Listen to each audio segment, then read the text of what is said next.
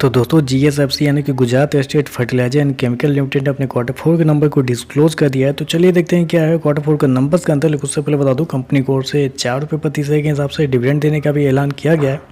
चलिए कंपनी के नंबर देख लेते हैं। डाटा लाख्स में मैं आपको क्रोज में कन्वर्ट करके समझाता हूँ कैसे क्या हुआ है।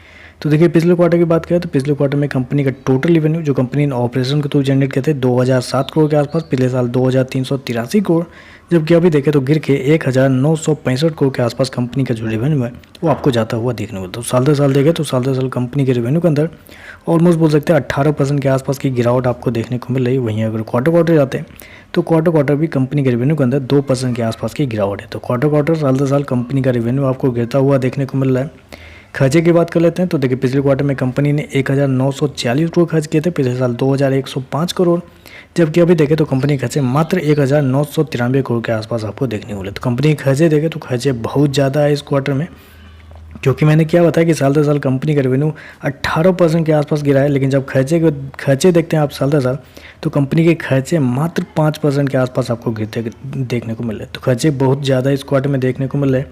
और उसका मेन रीज़न आप ये भी बोल सकते हैं इन्वेंट्री है, क्योंकि इस क्वार्टर में 46 करोड़ के आसपास का नुकसान हुआ है कंपनी को, जबकि पिछले क्वार्टर में 62 करोड़ का फ़ायदा हुआ था।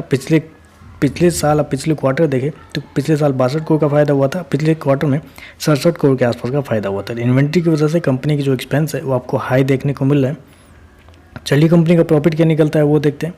तो देखिए पिछले क्वार्टर की बात करें तो पिछले क्वार्टर में कंपनी का प्रॉफिट 117 करोड़ के आसपास था, पिछले साल 224 करोड़ के आसपास, जबकि अभी देखें तो गिर के मात्र 24 करोड़ के आसपास कंपनी का जो प्रॉफिट है वो आपको जाता हुआ देखना है। तो साल दर साल देखें तो साल दर साल बड़ी गिरावट आपको देखने को, ऑलमोस्ट 90% कंपनी का जो प्रॉफिट है वो आपको गिरता हुआ देखने को है। जबकि क्वार्टर जाते हैं तो क्वार्टर भी कंपनी का प्रॉफिट के अंदर एक बड़ी गिरावट आपको देख लो, वहाँ पर भी देखें तो ऑलमोस्ट 80 से 85% के आसपास की गिरावट है। तो साल दर साल क्वार्टर कंपनी का जो प्रॉफिट है उसके अंदर एक बड़ी गिरावट आपको देखने को मिल रही।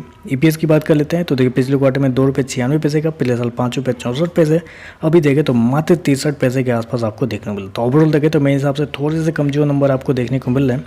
प्रॉफिट के अंदर इतनी बड़ी गिरावट नहीं होनी चाहिए। बेसिकली रेवेन्यू चल सकता है, रेवेन्यू थोड़ा बहुत ऊपर नीचे मान सकते हैं कि केमिकल सेक्टर के नंबर खराब आ रहे हैं कुछ कंपनियों के, तो ऐसे में रेवेन्यू कम होना कोई बड़ी बात नहीं है। लेकिन प्रॉफिट के अंदर 90% की गिरावट मेरे हिसाब से थोड़ी सी नेगेटिव नंबर की ओर इशारा करता हुआ देखने को मिल रहा है। तो चलिए बस आज के लिए बस इतना है। वीडियो पसंद आए तो लाइक कीजिएगा, साथ में साथ चैनल को सब्सक्राइब जो कीजिएगा। धन्यवाद।